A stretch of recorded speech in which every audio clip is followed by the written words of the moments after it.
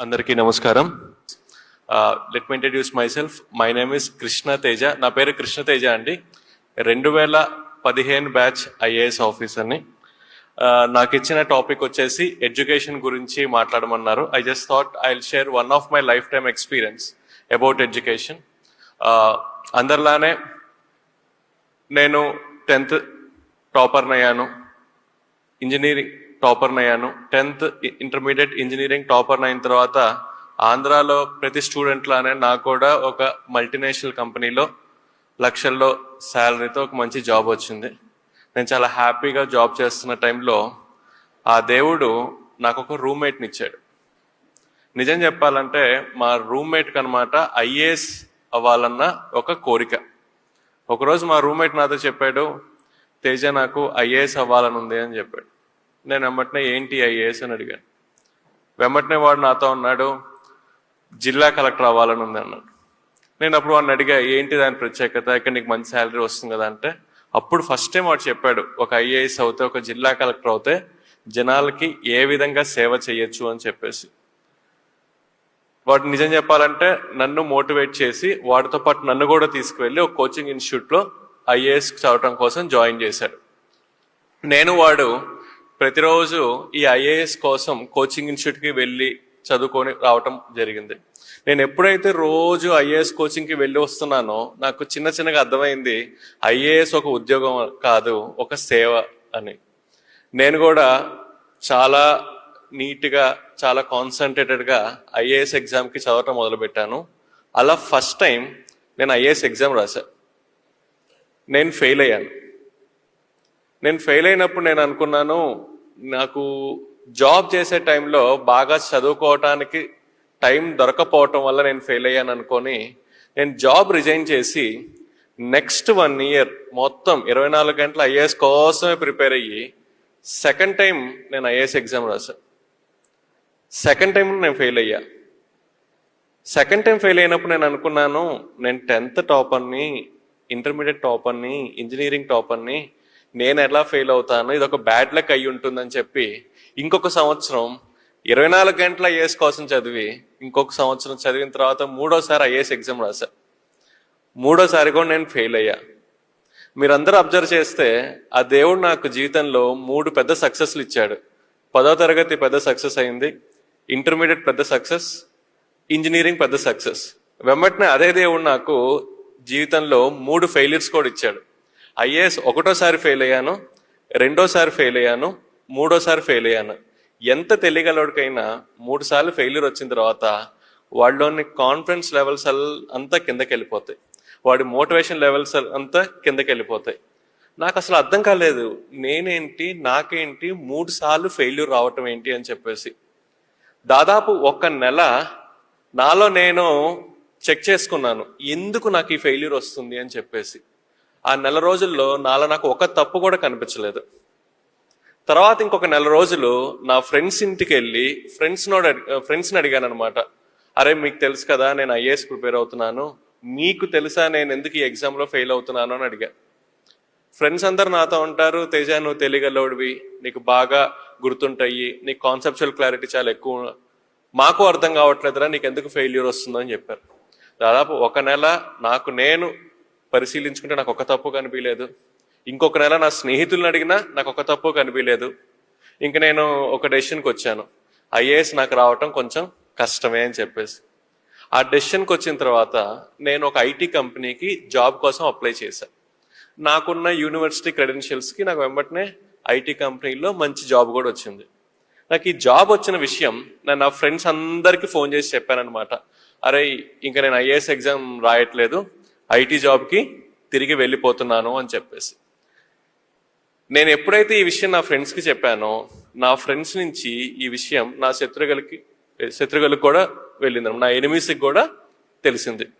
Next day morning ఒక 6:30-7కి 3 నన్ను చూడటానికి నా రూమ్కి వచ్చారు. వాళ్ళు బెల్ కొట్టారు, నేను డోర్ ఓపెన్ చేశాను. నిజం చెప్పాలంటే వచ్చింది 3 శత్రువులు. వచ్చింది నన్ను పలకరించడానికి కాదు, నన్ను ఎక్కిరించడానికి అనమాట. సరే శత్రువులైనా సరే నా రూమ్ దాకా వచ్చారు కాబట్టి ఆ 3 లోపలికి రమ్మని చెప్పాను, కూర్చోమని చెప్పాను.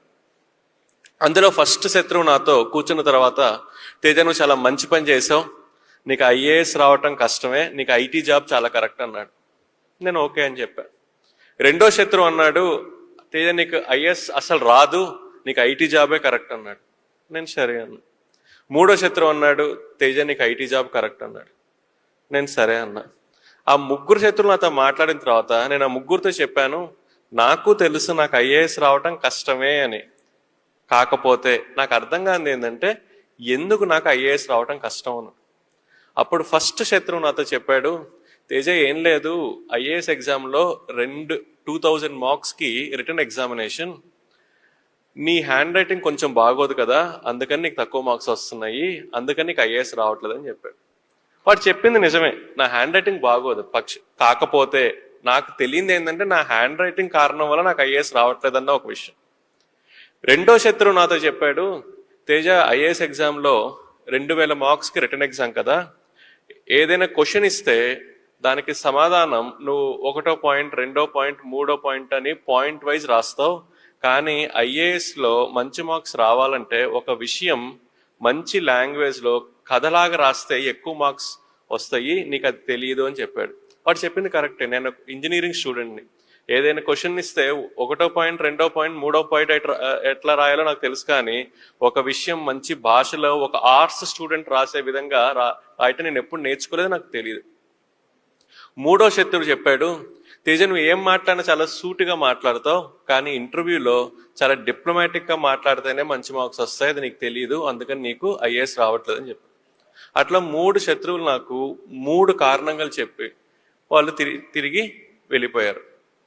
ఆ క్షణంలో నాకు జీవితంలో ఒక సత్యం అర్థమైంది.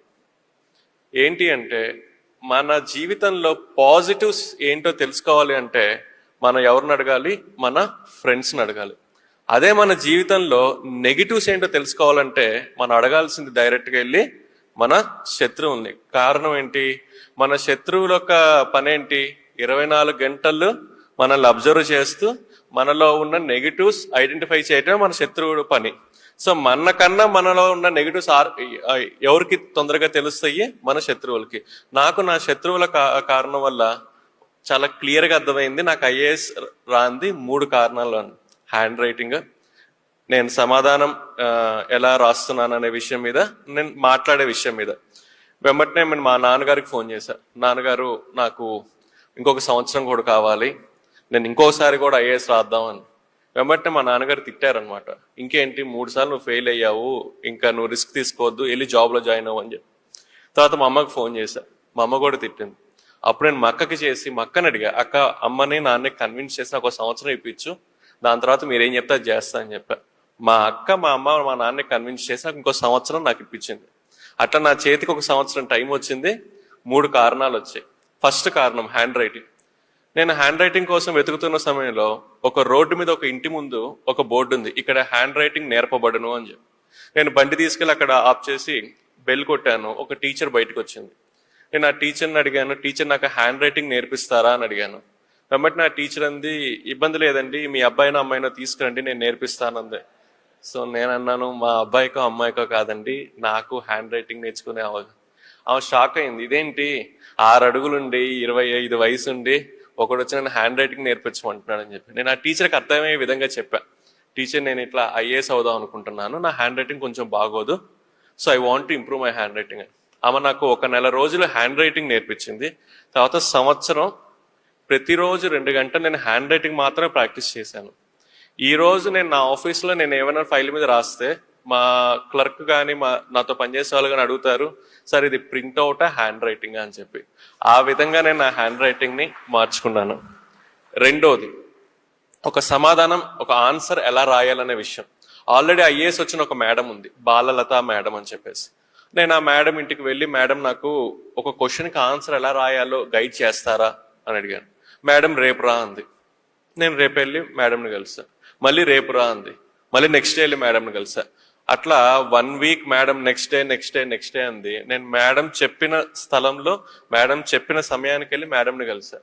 7వ రోజు మేడం చెప్పింది, కృష్ణ నాకు అర్థమైంది నువ్వు ఒక కమిటెడ్ స్టూడెంట్ అని, నేను ఒక పని చెప్తా, నేను నీకు 365 ఎగ్జామ్స్ పెడతాను, ప్రతి ఎగ్జామ్ 3 గంటలు, ప్రతి ఎగ్జామ్ ఎర్లీ మార్నింగ్ 4 మా ఇంటికి వచ్చి రాయాలి. నువ్వు 4 వచ్చి 7 దాకా రాయాలి. ఏదైనా కారణం వల్ల నువ్వు ఒక ఎగ్జామ్ రాయకపోయినా, ఒక ఎగ్జామ్ లేట్గా రాసినా అది నీ లాస్ట్ ఎగ్జామ్ అవుతుందని. సో నేను మేడం చెప్పిన విధంగా 1 సంవత్సరం ప్రతిరోజు మేడం ఇంటికి 4 వెళ్ళి 3 గంటల ఎగ్జామ్ 365 రోజులు రాశాను. నేను 365 రోజులు ఎప్పుడైతే ఎగ్జామ్ రాశానో ఆటోమేటిక్గా ఒక సమాధానం మంచి భాషలో కథలాగా ఎలా రాయాలో నాకు అర్థమైపోయింది. అదేవిధంగా నా మాట తీరు మార్చుకోవటం కోసం ఆల్రెడీ ఐఏఎస్ చదువుతున్న పిల్లలకి నేను కోచింగ్ ఇవ్వటం మొదలుపెట్టాను కోచింగ్ ఇన్స్టిట్యూట్లో. నేను ఎప్పుడైతే పిల్లలకి టీచర్గా అయ్యి కోచింగ్ ఇవ్వటం మొదలు పెట్టానో నాకు వెంబటిన అర్థమైంది ఒక విషయం, ఎదురు వ్యక్తికి బాగా అర్థమయ్యే విధంగా ఎలా మాట్లాడాలను. అట్లా 1 సంవత్సరంలో నేను ఈ 3 కారణాలని ఓవర్కమ్ చేసి 4వసారి ఐఏఎస్ కోసం ప్రిలిమ్స్ ఎగ్జామ్ రాశాను, క్లియర్ చేశాను. మెయిన్స్ ఎగ్జామ్ రాశాను, క్లియర్ చేశాను. అండ్ ఇంటర్వ్యూలో పార్టిసిపేట్ చేశాను, క్లియర్ చేశాను. I got all India 66 rank. So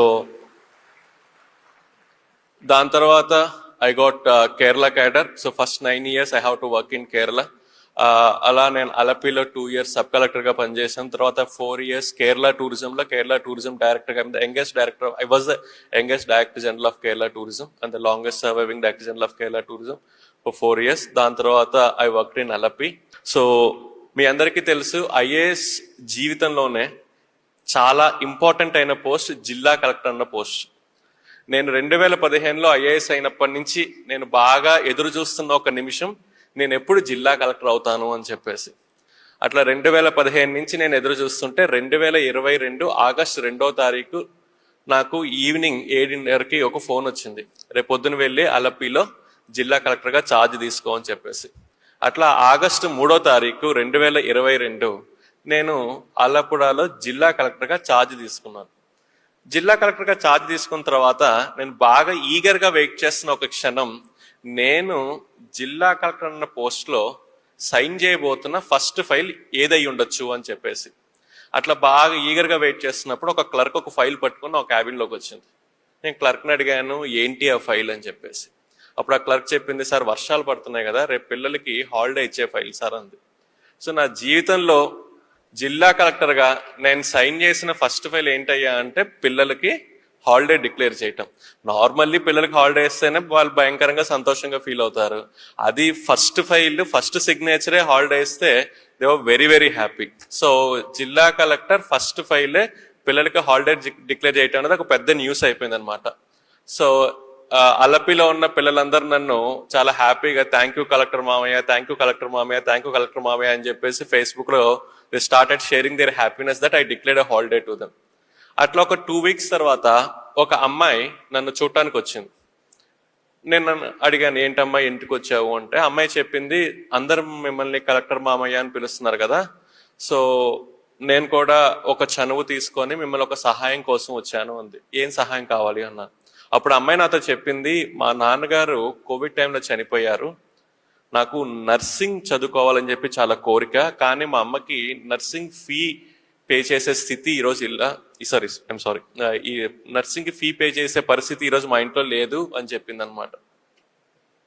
అప్పుడు నేను అడిగాను ఏం కావాలి అంటే, నాకు ఎవరైనా స్పాన్సర్ని చూస్తారా నర్సింగ్కి ఫీ పే చేయడానికి అండి, నేను ట్రై చేస్తానని చెప్పి. అప్పుడు నాకు తెలిసిన చాలా పెద్ద హీరో అయిన శ్రీ అల్లు అర్జున్ గారికి ఫోన్ చేశా, ఇట్లా ఒక అమ్మాయి ఉంది, మీరు ఏమైనా హెల్ప్ చేస్తారా అంటే, అప్పుడు అల్లు అర్జున్ గారు కూడా 1 సంవత్సరం కాదు 4 సంవత్సరాలకు కావాల్సిన ట్యూషన్ ఫీ, హాస్టల్ ఫీ మొత్తం నేనే పే చేస్తానని చెప్పి మొత్తం ఆయన కాలేజ్లో పే చేశారు. ఈ అమ్మాయి కాలేజ్కి వెళ్ళి రావటం మొదలుపెట్టింది. మీకు తెలుసు కదా, అల్లు అర్జున్ గారు సహాయం చేశారంటే అది ఆబ్వియస్లీ ఇంకా పెద్ద న్యూస్ అయిపోతుంది. సో అది కేరళ మొత్తం పెద్ద న్యూస్ అయిపోయింది అనమాట. ఆ న్యూస్ చదివి నెక్స్ట్ డే ఇంకొక అమ్మాయి నన్ను చూడటానికి వచ్చింది. ఆ అమ్మాయి చెప్పింది, మా నాన్నగారు కూడా కోవిడ్ టైంలో చనిపోయారు, నాకు ఇంజనీరింగ్ చదువుకోవాలని ఉంది, నాకు ఎవరైనా సహాయం చేస్తారా అని అడిగింది. ఆ టైంలో నాకు ఒక విషయం అర్థమైంది ఏంటంటే, పిల్లలు నన్ను ఊరికే కలెక్టర్ మామయ్య అని పిలవట్లేదు, వాళ్ళు నాతో చెప్తున్నారు మా అమ్మ మా నాన్న తర్వాత మమ్మల్ని చూసుకునే రెస్పాన్సిబిలిటీ మీకు ఉంది అని చెప్పడానికి వాళ్ళు నన్ను అలా పిలుస్తున్నారన్న విషయం నాకు అప్పుడు అర్థమైంది.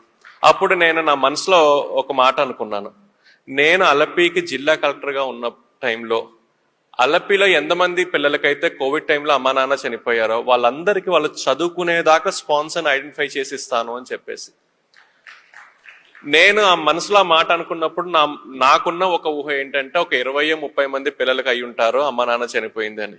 కానీ సర్వే చేసిన తర్వాత నాకు అర్థమైంది ఏంటంటే అలపిలో కోవిడ్ టైంలో అమ్మ నాన్న చనిపోయిన పిల్లలు 20-30 కాదు, 100 కాదు, 200 కాదు, 293 మంది పిల్లలకి కోవిడ్ టైంలో అలపిలో అమ్మ నాన్న చనిపోయారు.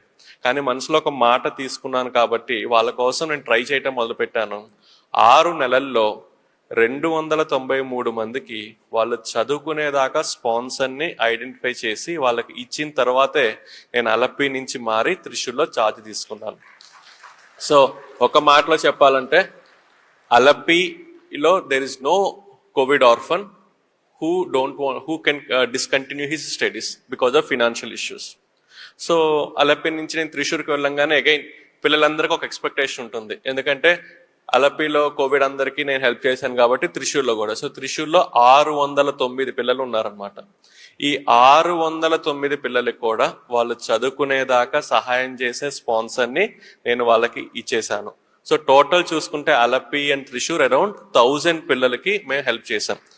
ఈ విషయం ఇక్కడ దాకా వచ్చి మీ అందరికీ చెప్పే కారణం ఏంటంటే ఈ 1000 మందిలో దాదాపు ఒక 100-150 మంది సహాయం చేసింది మీ రొటేరియన్సే. So I thought I should thank all of you for being part of this journey. నా ఒక జర్నీలో మీరందరూ భాగం అవటం వల్ల I thought I should share and I should personally thank the fraternity of Rotarians for coming forward and support.